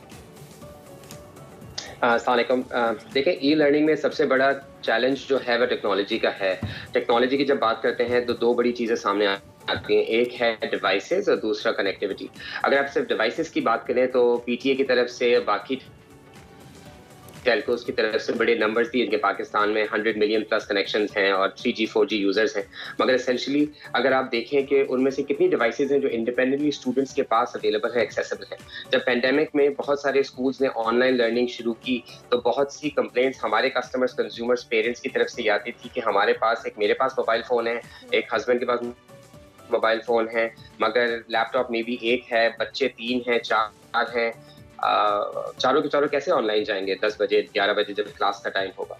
और बहुत से ये तो अच्छे इनकम बैकग्राउंड के घरों में लोगों के पास लैपटॉप्स भी हैं, कंप्यूटर्स हैं, टैबलेट्स हैं, मगर अगर आप लोअर इनकम फैमिलीज की बात करें तो वहाँ पे एक मोबाइल फ़ोन, स्मार्टफोन शायद घर में मौजूद है, जो कि अगर वालिद साहब के पास है तो वो पूरे दिन घर से निकल जाते हैं। तो बच्चा अगर दोपहर में किसी ऑनलाइन डिवाइस के ज़रिए कुछ सीखना भी चाहे तो उसके पास एक्सेस नहीं है। फिर 3G 4G की कनेक्टिविटी अर्बन सिटीज़ में, टॉप 10 सिटीज़ में काफ़ी अच्छी है, मगर जैसे ही आप छोटे इलाकों में, गाँव में जाते हैं, वहाँ पे 3G के ऊपर अभी भी स्ट्रीमिंग सर्विस उतनी कैपेसिटी उनकी नहीं है कि आप अच्छे तरीके से लाइव किसी वीडियो को वॉच कर सकें। सो आई थिंक ये दो बड़े चैलेंजेस हैं के ऊपर कलेक्टिवली एज ए नेशन हमने काम करना है। हमने अपनी सेल फोन की डेंसिटी को बढ़ाना है और डिवाइसेस की अवेलेबिलिटी पे गवर्नमेंट ने ऐसे स्टेप्स लेने ताकि हर उस बच्चे को जिसको शौक है सीखने का, पढ़ने का, उसके पास एक्सेस हो उस डिवाइस का ताकि वो ऑनलाइन जाके सीख सके। अच्छा, हम एक इसको जब ये बाइफिकेशन हम करते हैं इस ई लर्निंग को लेकर, तो सिर्फ हमारे जहन में इसको बराह रास्त पढ़ाना ही क्यों आता है हसन? यानी कि इंटरनेट की हम बात करते हैं तो ऑटोमेटिकली जहन में ये आ रहा है कि बराह रास्त फिर कैसे पढ़ाएंगे अगर इंटरनेट उस तरह से मौजूद नहीं होगा। मेरे हिसाब से, मेरे नॉलेज के मुताबिक तो ई लर्निंग वो भी है जो आप अगर पहले से स्टोर्ड डाटा को टीच करने की कोशिश करते हैं और उसके लिए अगर सबके पास इंडिविजुअल डिवाइसेस नहीं भी हों, एक कंबाइंड डिवाइस भी हो, तो उसके अंदर, क्योंकि कोविड रोज़ तो ओबियसली नहीं आना, अगर एक कंबाइंड डिवाइस के ऊपर डाटा रख दिया जाए और वहाँ पे ऑलरेडी स्टोर्ड डाटा को टीच किया जाए तो वो भी तो ई लर्निंग ही है। तो आपको नहीं लगता कि ये मीडियम ज़्यादा फिजिबल भी हो सकते हैं, ज़्यादा कॉस्ट एफिशिएंट भी हो सकते हैं अगर हम इनको इस्तेमाल करें तो? Hasan, can you hear us Hasan? Internet connectivity की बात कर रहे थे, हसन की अपना इंटरनेट। हसन ज़रा कनेक्ट करते हैं दोबारा आपसे और दोबारा आपसे बात करते हैं, चूँकि बहुत इंपॉर्टेंट इशू है और हम जैसे मुसलसल इस पे बात कर रहे हैं कि कोविड से पहले we were taken it in a different way, but after the Covid I think हम सबका जो परसेप्शन है वो चेंज किया है कोविड ने ई लर्निंग। हसन, आपको हमारी आवाज़ आ रही है? जी जी, मुझे अब आपकी आवाज़ ठीक हो गया। इमरान ने क्वेश्चन करे थे कॉस्ट एफिशिएंट होने के हवाले से और ओवरऑल जो चैलेंजेस जिनको आपने डिस्कस भी किया, हमें ओवरऑल इसके लिए एक मैकेनिज्म या एक प्रॉपर स्ट्रैटेजी बनाने की जरूरत है। ऑब्वियसली जो चैलेंजेस आप भी कह रहे हैं वो हमारे यहाँ लोगों को बहुत ज़्यादा है और अगर आपने स्पेसिफिकली जिस क्लास की बात की शायद वहाँ अवेलेबिलिटी है लेकिन बहुत सारी जगहों पे इसकी अवेलेबिलिटी भी नहीं है। और एक जो इसमें साथ पॉइंट में ऐड करना चाह रहा था वो ये भी था कि हम लाजमी नहीं है कि हम इंटरनेट की बात करते हुए बराह रास्त लर्निंग की ही बात करें जिसमें आपको टीच किया जाए। डिवाइसेस के ऊपर डाटा को स्टोर करके उसको भी तो इस्तेमाल किया जा सकता है और किसी कंबाइंड प्लेटफॉर्म पे भी इस्तेमाल किया जा सकता है, रादर देन हैविंग हर बंदा एक अपनी डिवाइस या अपना गैजेट रखे, तो ये तो ज़्यादा कॉस्ट एफिशिएंट होगा। इस बारे में क्या कहते हैं आप? जी बिल्कुल, यही अप्रोच है जो हमारी ऑर्गेनाइजेशन ने पिछले 4 से 5 सालों में अपना आई है और अभी करंटली भी हम सिंध के डजन्स ऑफ स्कूल्स में 3 मेजर डिस्ट्रिक्ट्स में, बदीन में, टंडो, मोहम्मद खान टंडो, लायार में, जहाँ पे 25,000 बच्चों को हम एक कलेक्टिव टूल के जरिए हमने स्कूल्स के अंदर एक टैबलेट दिया है जिसमें हमारा सारा एजुकेशनल कंटेंट है जो प्राइमरी ग्रेड्स का, मैथ, साइंस, इंग्लिश, उर्दू, हमने उसे ऑफलोड कर दिया ताकि अब उसको कनेक्टिविटी की जरूरत नहीं है। और वो टैबलेट जो है वो शेयर्ड बेसिस पे टीचर्स यूज करती हैं। ग्रेड 1 की टीचर सुबह 8 बजे ले जाती है, ग्रेड 2 की टीचर 9 बजे ले जाती है और उससे क्या होता है कि 2 से 3 टैबलेट 4-4, 5-5 ग्रुप से बच्चे मिलके वीडियोस देखते हैं और क्विजेस करते हैं, टेस्ट देते हैं, वर्कशीट्स देखते हैं, प्रैक्टिस करते हैं और वो अच्छी जामे मिकदार में उनको ई लर्निंग के जो डिजिटल कंटेंट, जैसे आपने भी बात की कि अच्छी बात यह है टेक्नोलॉजी की, आप एक दफा प्रोड्यूस करना पड़ता है, उसके बाद कई सारे लोग बहुत अरसे तक उसको देख सकते हैं। तो हसन, कितने वक्त के अंदर एक बच्चा जो है वो अडॉप्ट करना शुरू कर देता है एक गैजेट को? आपकी रिसर्च इस हवाले से क्या कहती है? नंबर 1। नंबर 2, जिस तरह पाकिस्तान में अब खुद भी डिवाइसेस मैन्युफैक्चर हो रही हैं, मोबाइल फ़ोन्स तक बन रहे हैं, तो ऐसा भी तो हो सकता है कि कोई बेसिक लर्निंग डिवाइसेस पाकिस्तान के अंदर बने rather than the professional tabs and telephones and the laptops, कोई बेसिक लर्निंग डिवाइसेस बने और उनको हम बच्चों को दें। वो ओबियसली कीमत में भी कम होंगी और बच्चे उसको इस्तेमाल भी अपने तरीके से अच्छे से कर पाएंगे। ऐसा भी तो हो सकता है। बिल्कुल ऐसा हो सकता है और काफ़ी सारे इनिशिएटिव्स इसके ऊपर ऑलरेडी लिए भी जा रहे हैं। जहाँ तक पहला सवाल था आपका कि बच्चे कितनी जल्दी अडेप्ट करते हैं ऑनलाइन एक्सपीरियंस को या डिजिटल एक्सपीरियंस को, तो वो हम सब की, तमाम आपकी और मेरी एक्सपेक्टेशन से तेज़ी से अडॉप्ट करते हैं, वो बच्चे जिन्होंने मोबाइल फ़ोन या डिजिटल एक्सपीरियंसेस देखे भी नहीं होते और 6ठी 7वीं साल की उम्र में उनको पहली दफ़ा टैबलेट या मोबाइल फ़ोन दिया जाता है, वो बच्चे भी in a few hours they able to navigate through the application, they know how the experience works. तो बच्चों की अडॉप्शन तो क्वेश्चन ही नहीं होना चाहिए, वो एक बिल्कुल भी चैलेंज नहीं है। दूसरी बात आ गई कि हम पाकिस्तान में किस तरीके से ज़्यादा लोगों तक रसाई फैला सकते हैं। तो आई थिंक उसमें गवर्नमेंट का जो एक काम होता है पॉलिसी लेवल पे, इंफ्रास्ट्रक्चर लेवल पे, आई थिंक गवर्नमेंट का वो एक किरदार है जो वो अदा करती रहे। मगर प्राइवेटली और प्राइवेट एंटरप्राइज और जो कंज्यूमर प्रोडक्ट्स है वहाँ पे भी काफ़ी अपॉर्चुनिटीज़ हैं। लोग अपने काम के सिलसिले की वजह से स्मार्टफोन रखना शुरू कर दिया, जिसकी वजह से घर में 2 से 3 स्मार्टफोन तो हों तो एक फ़ोन जो है वो बच्चे इस्तेमाल कर सकते हैं अपनी लर्निंग के लिए। बहुत सारे हमारे ऐसे कस्टमर्स हैं जहाँ पे माएँ अपना फ़ोन जो है बच्चों को देती हैं दोपहर में, ताकि बच्चे उस पर देख के होमवर्क करते हैं या एजुकेशनल गेम्स उस पर प्रैक्टिस करते हैं ताकि उनकी लर्निंग जो इन्हांस होती है।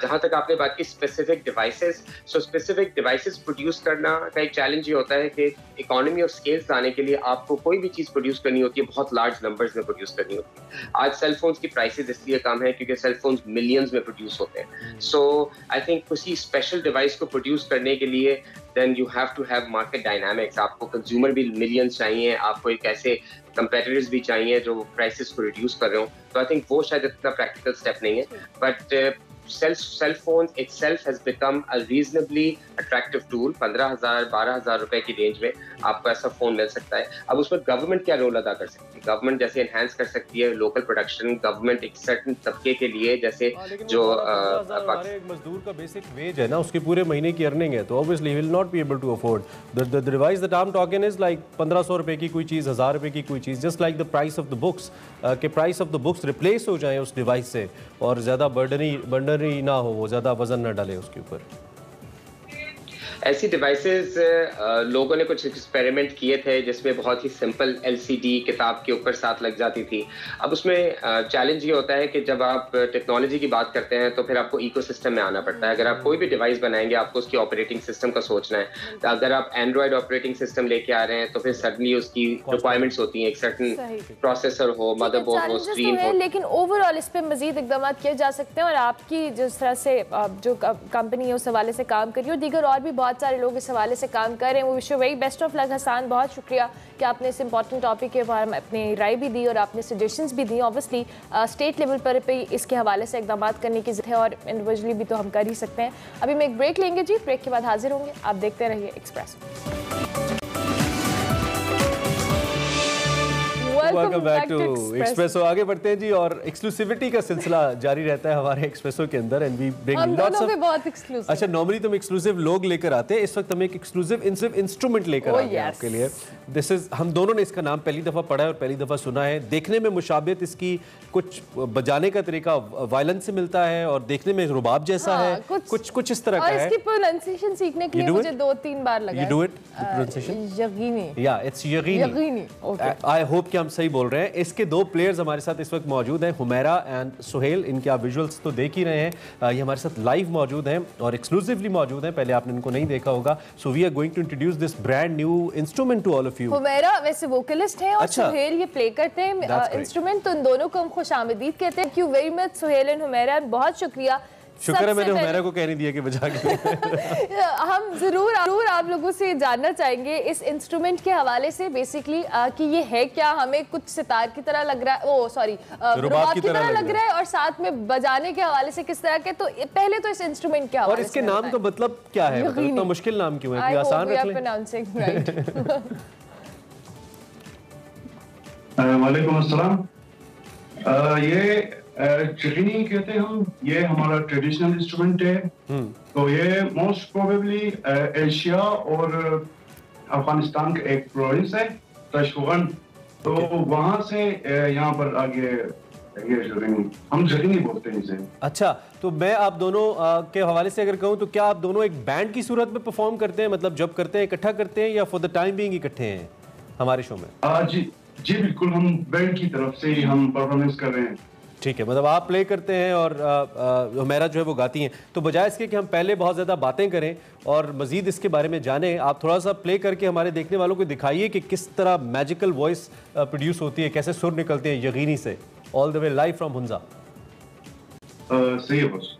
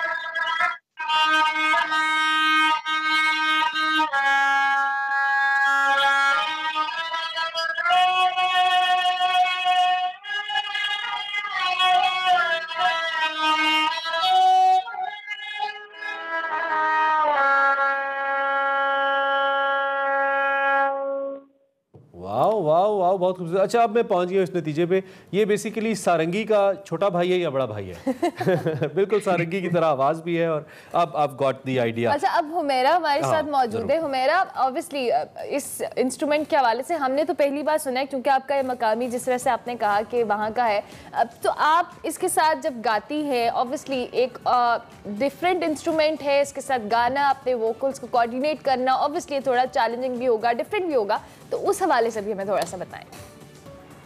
वालेकुम अस्सलाम। सबसे पहले तो हमारा रिसेंटली एक बैंड बना हुआ है जिसका नाम गुलगू बैंड है। तो हम बेसिकली डेली रूटीन में ये करते हैं कि अलग अलग प्रैक्टिस करते हैं वोकल्स एंड अदर इंस्ट्रूमेंट्स के साथ। फिर हम अगर कोई परफॉर्मेंस होती है तो हम सारे मिलके एक सॉन्ग की शक्ल में हम परफॉर्म करते हैं। तो परफॉर्म करें ना, कुछ सुनाए हमें, कुछ सुना देना, कुछ नाश्ते में होना चाहिए। ओके, अभी हम सुनाएंगे आपको जुनैन के साथ एक बुलिशस की सॉन्ग आपके लिए परफॉर्म करेंगे। जरूर जरूर, प्लीज।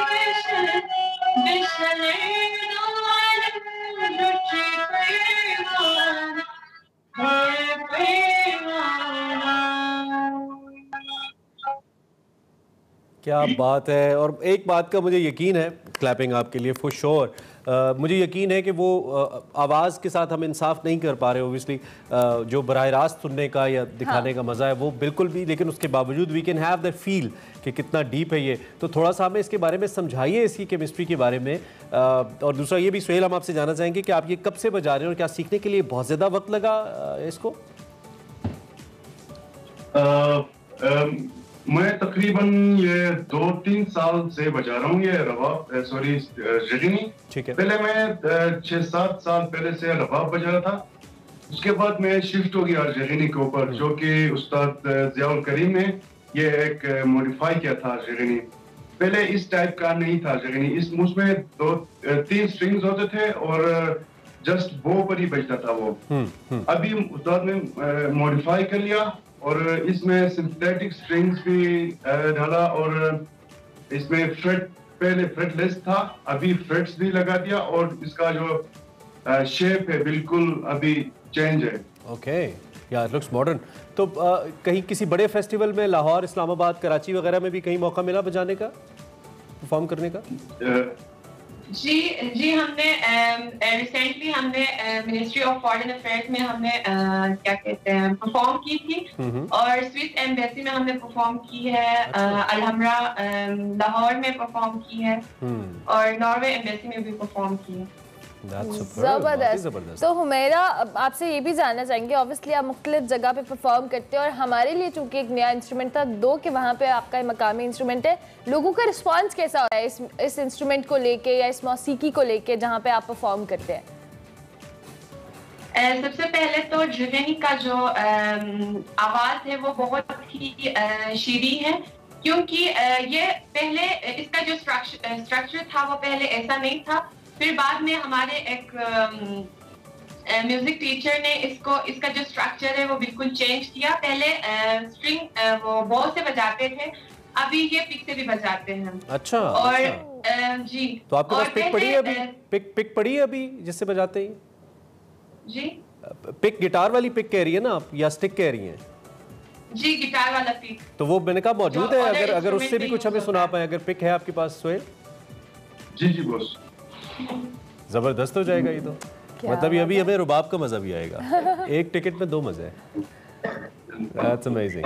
जबरदस्त। चलो जी, प्लीज सोहेल। दिखने में कितना छोटा सा है। The pick is a SIM के साइज की छोटी पिक होती है। वो तो गिटार जैसे प्ले, लेकिन ये इंस्ट्रूमेंट इटसेल्फ। जी सोहेल, हमारी कमेंट्री खत्म हो गई।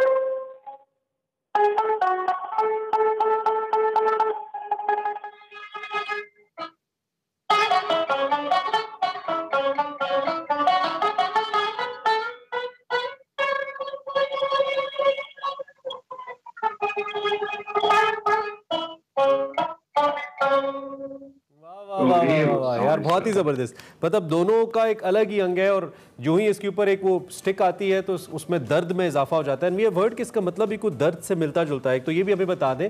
और इन दी एंड ये भी बता दें, अब हुंजा कोई खास दूर नहीं है, मतलब हर दूसरे दिन कोई ना कोई हमारा दोस्त अजीज हुंजा वगैरह पहुंचा ही होता है। तो कहाँ सुने आपको, कोई कहीं पे आप परफॉर्म करते हैं कहीं, अगर आपको सुनना हो बराह रास्त हम लोगों ने आके? तो जी यहाँ पर हमारा म्यूजिकल जो स्कूल है यहीं पर आ जाते हैं सारे। ठीक है, जो है लीव क्लास म्यूजिक सेंटर। ठीक है। और वो एक खुसूसी सवाल ये है कि क्या इसका मतलब दर्द से रिलेटेड है यकीनी का? जी बस दर्द से रिलेटेड है, मतलब इसका खैर स्पेसिफिक कोई मीनिंग तो नहीं है यकीनी का, बस दर्द भरा हुआ। चले, अब इन दी एंड में चाहूंगा उमेरा, आप क्योंकि आप बहुत ही खामोश हैं तो हम चाहते हैं आप फिर हमें इन दी एंड एक कोई छोटी सी चीज फॉर लाइक लास्ट मिनट और हम आपका शुक्रिया भी फॉर्मली अदा करें। थैंक यू वेरी मच, बहुत शुक्रिया सोहेल। कुछ सुना दीजिए।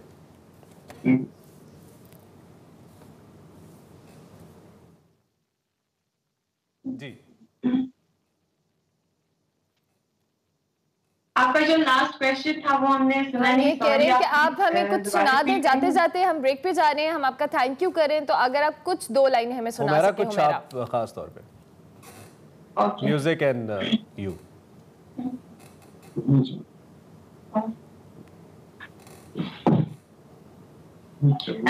अभी हमने जो परफॉर्म करनी है वो सोलो करनी है इंस्ट्रूमेंट के साथ? इंस्ट्रूमेंट के साथ जी, जैसे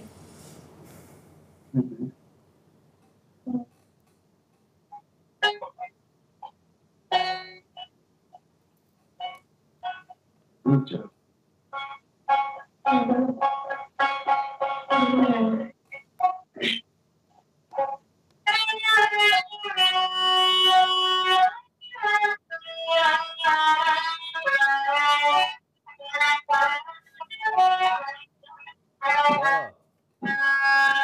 मेरे रिश्ते को मैं तूने पहली नजर, मेरे रिश्ते को मैं तूने पहली नजर, जब नजर से मिलाई मजा गया, जब नजर से मिलाई मजा गया।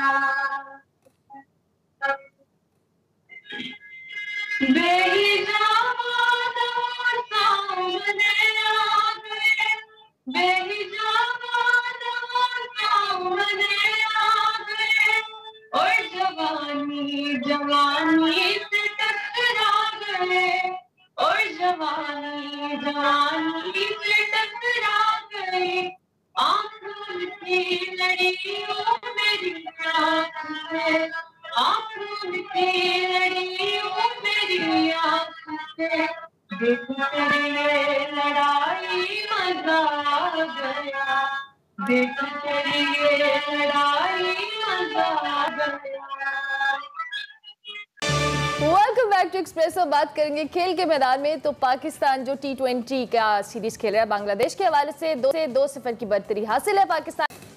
मैं बिल्कुल ठीक हूँ अर्मिला, आज आप बहुत तेजी से बात करिए, इसका मतलब बहुत वक्त कम है, मुकाबला सख्त है मिर्जा साहब, और इसीलिए मैं तेजी से बात करूँ ताकि हम आपसे ज्यादा से ज्यादा बातें कर सकें। मिर्जा साहब क्या लगता है बंगाली टाइगर्स को हरा पाएगी आज पाकिस्तानी टीम?